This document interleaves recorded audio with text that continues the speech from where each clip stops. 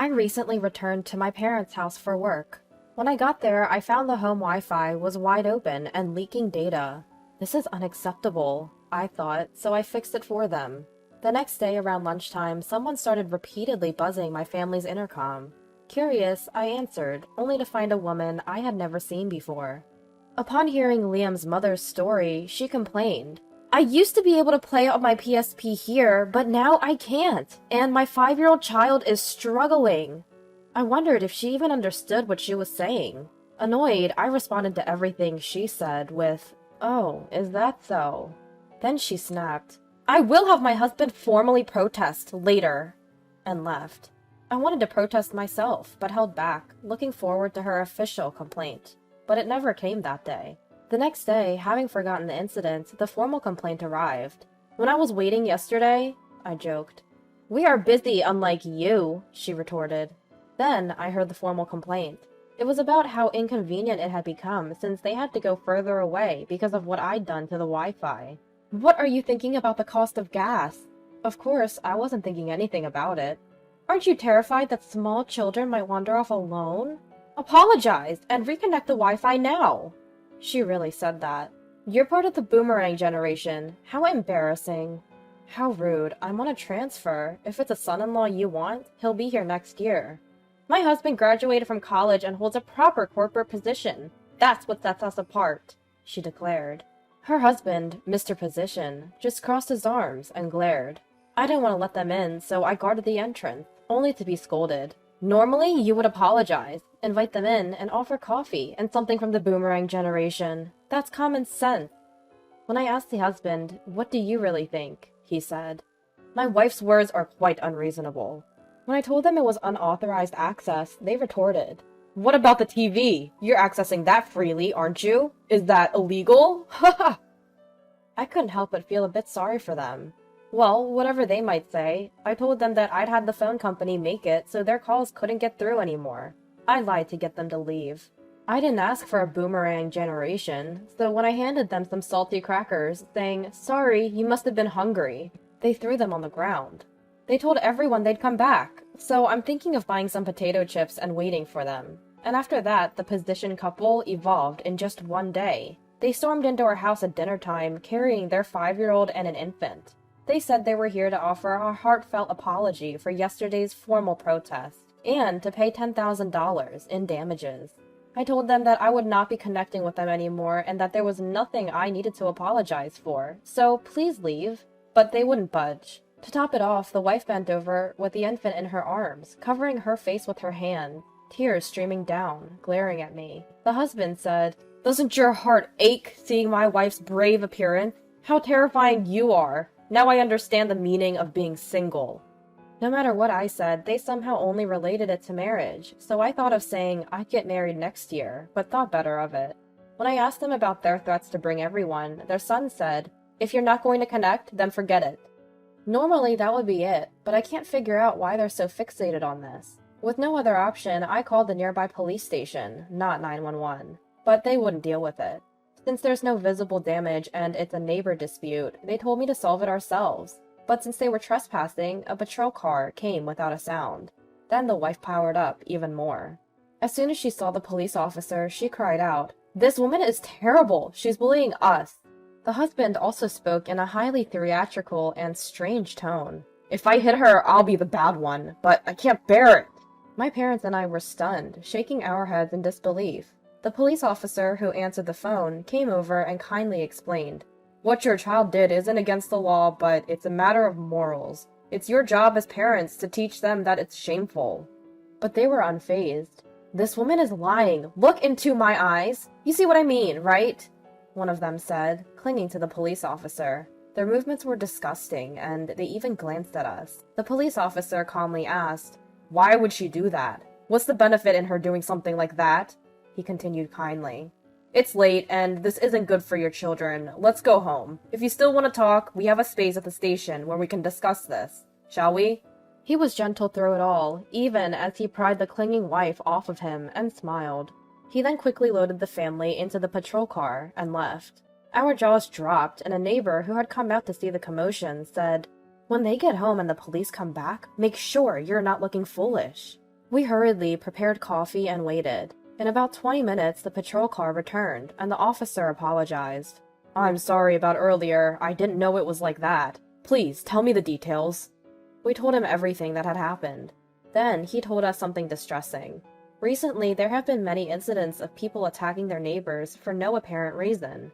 They even demand apologies and compensation, even if they are wrong. Fortunately, the problem seems to be dying out naturally, but there's still a high risk of it persisting. He told us that all they could do was increase patrols, but they were always ready to respond and the station was nearby. The neighbor might forget and spread the word tomorrow. "We got caught up in some strange trouble. Just keep your spirits up." We were encouraged. We felt we could rely on the police more than we thought, so we decided to buy a fence, lock, and something that turns on a light when someone stands near it. It was my fault for not taking it seriously, but if Father had set it up properly...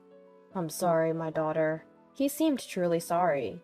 I also told Mother not to go out alone and decided to give her a cell phone in case something happened.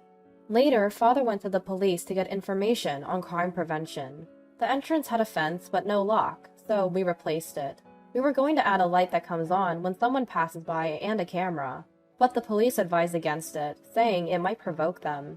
It seems that people with this mindset are better off acting as if nothing has happened. They take it as an attack on themselves. I didn't understand at all, so we decided to continue using the intercom camera. We also prepared for an attack by buying an IC recorder and a cheap movie camera. We also decided to replace our old phone with a model that displays the number and includes a fax.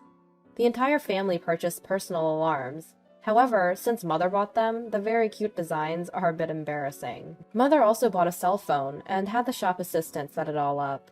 Our neighbor investigated the reputation of the family. There's an apartment complex nearby and they found out they live in one of the nicer units there. They even took notes on their names.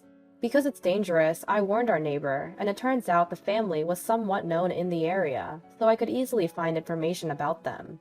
The child has a good reputation, but apparently he doesn't go to preschool or a childcare center. It's not that they missed the deadline, they just gave some nonsensical reason, saying it's for the child's sake. I felt a bit sorry for the kid.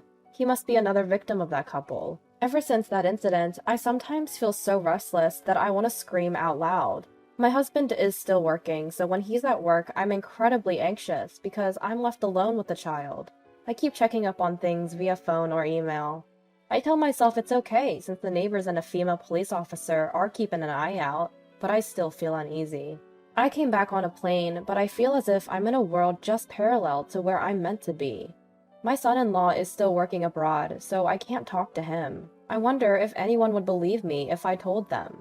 Just the other day, I got a confirmation call from the pizza place. They said, "A large order has arrived for you."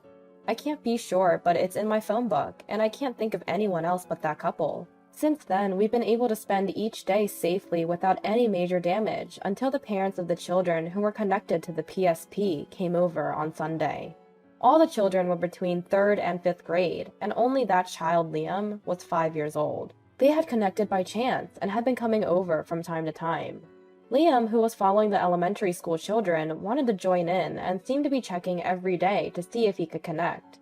I heard that they didn't always connect, so they thought they were just lucky when they did. But Liam was diligently checking and reporting. When they couldn't connect anymore, Liam quickly gave up, but when Liam's mother found out, she came storming over.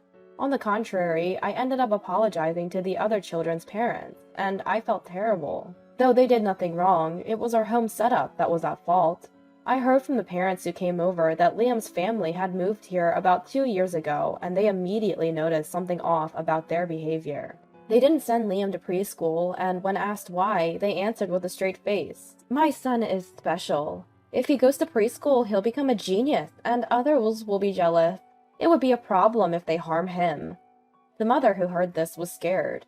Yet they usually let him roam free. Liam's mother says that freedom is essential. Of course, Liam is not special. He's just a 5-year-old who wants friends.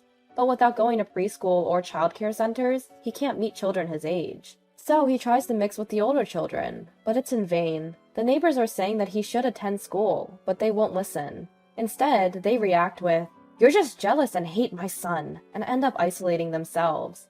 Since a younger sibling was born in the spring, the neglect has worsened, and Liam wanders outside all day. with a concerned neighbor taking care of him. But they say he's a good boy. He doesn't complain, says thank you when given lunch, and even helps out. It doesn't even seem like he's trying to be liked. Rumors are that before moving here, his mother was sane, or perhaps his grandparents are around. A little off topic, but the PSP that Liam was given to him by a child from the family that feeds him lunch? Hearing that story, I felt so sad that I couldn't. I thought Liam was the main victim after hearing various stories. He said, "Lately, Mom's just been quiet and I feel lonely," and expressed concern like a caring and gentle child, wondering if something was wrong with her. It seems Liam's father doesn't have a stable job. What kind of position is that? I got a bit angry. Liam's parents were notorious for their aggressive behavior, like parking their car in someone else's space without permission, or stealing milk, and picking unnecessary fights. Since there have been a few run-ins with the police, it seems the police's attitude changed when they found out I had reported Liam's family. I also mentioned the pizzeria incident, but as it was prevented, they said they couldn't warn them. I wasn't told whether the phone number was displayed, but it seems they are questioning the pizza place. According to the parents who came today, it's a common tactic to order delivery, so many shops in this area apparently double-check the orders. Today, a male police officer in uniform was patrolling by bicycle, I heard. I'm increasing the security level around my house. Most people now know about the commotion last week, so neighborhood patrols have started. When the parents went to apologize, they were told, "Don't worry, we're patrolling through the neighborhood watch program anyway." And it seems there was a bit of a stir when people realized such a program was in place. There were a few silent phone calls at home today. Of course, I've consulted the police, but since it's only been a few times, I can't file a report. I didn't know A's family's number, and above all, it was hidden, so I couldn't do anything. It seems like only those close to us didn't know, and I was surprised. Liam's parents are clinging to other families too, and I got to meet a wife from one of the targeted households. The reason for the clinging seems to be the husband's high education and their college-age son. They were forced to tutor Liam, and unbelievably were asked for the husband's seed. The police were consulted for stalking, and Liam's mother was warned. They quieted down after that, but someone mentioned my education, and the parents attacked again. I graduated from a certain science university and later from a university in another country. Then I was able to return to my alma mater as a researcher and came back to my country. My husband-to-be is a foreigner, and the paperwork is quite cumbersome, so it's progressing slowly. Liam's mother, learning this, attacked our home. "Why didn't you tell us about such a background when we met? My husband is a Westerner. What a wonderful timing!" That's what she really said. "It's better for the world if you two serve us as a couple instead of getting married. You create a family, and I'll bear even better children with a Westerner." Here, Liam's mother said something terrible, implying Liam was a failure, even though he was there. He's interested in games and TV and looks awful, wants to play with worldly children, wants to hit things. She kept saying things that made it hard for me to stay calm. The spouse swap is temporary and will return to normal life once we have a gifted child, and we'll take both children. In exchange, we'll give you Liam and his little brother. It was so shocking I felt like my eyes were about to pop out and my jaw was about to drop. I was nearly losing my hair. The newly delivered car was apparently necessary for raising the children, so they insisted that the title be transferred to my name. All the while we were talking, Liam's father kept grinning at me, making me feel sick. In the midst of this, Liam's mother became frenzied, shouting that she would take the house and everyone should leave. She told me she would let us have children and slapped me, yelling, "Don't you dare make eyes at my husband!" She then threw Liam's little brother, who had been on her back, onto the front porch, making him cry from the shock and pain. I watched Liam console him desperately while my own mother began to cry. My father, unable to comprehend the madness, shouted for them to leave, becoming panic-stricken. In the midst of this, Liam's mother became frenzied again, shouting the same things and slapping me again. A police officer arrived due to the commotion, and when told that we would need to continue this at the station, Liam's mother started screaming and crying, claiming, "We're going to be killed by these people!" But her pleas were ignored, and she was forcibly taken to the police car. We also wanted to talk in detail, and said that we wanted to press charges, so we were allowed to go to the nearby police station. Inside the police station, Liam's mother continued to eagerly tell her story, and Liam's father oddly seemed to agree, saying it was for the future of Japan. The police seemed to agree that this couple was beyond help.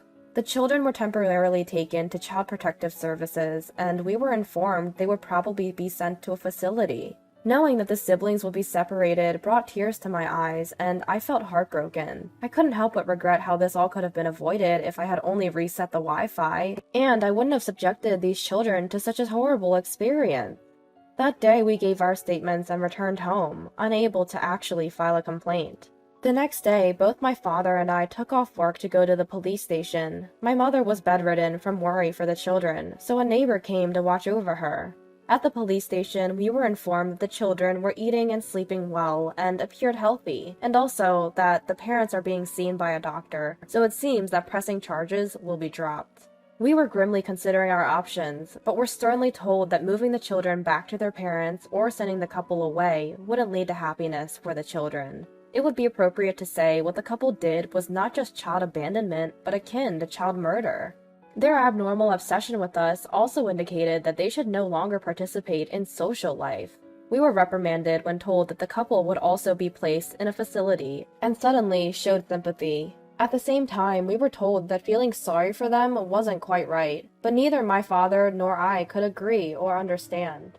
Of course, we were furious. We had endured strange proposals, being hit, stepped on, and harshly ridiculed about our appearance. However, the fact that we couldn't legally tell them how we felt was frustrating. On the way home, my father suggested moving, and I agreed. Our house was old but sat on a considerable piece of land, so we decided to sell it and look for a place closer to my workplace. My son-in-law has come over now, and he's angry at the situation that doesn't make sense to him in any country. But he's feeling down, thinking there's nothing he can do if he's mentally worn out. However, he seems to understand that it's good for the children, and he was saying that they'll surely encounter a better environment, and that it was fortunate that this happened before they started school. The neighbors also seemed to have mixed feelings, going around and apologizing for what happened so soon after the New Year's celebrations. Everyone was uniformly sympathetic, saying how difficult it was. It's sad to move and say goodbye to our next-door neighbors, but since we were so close to them and spent a lot of time together, they told us they might move because it's becoming uncomfortable. Our next-door neighbor's daughter is getting married, so they seem to have thought that this is an opportunity. While everything is not over yet, I think I'll face forward and do my best. In just over a month, my hair has turned completely white. Maybe I'll take this opportunity to try dyeing it a bright color.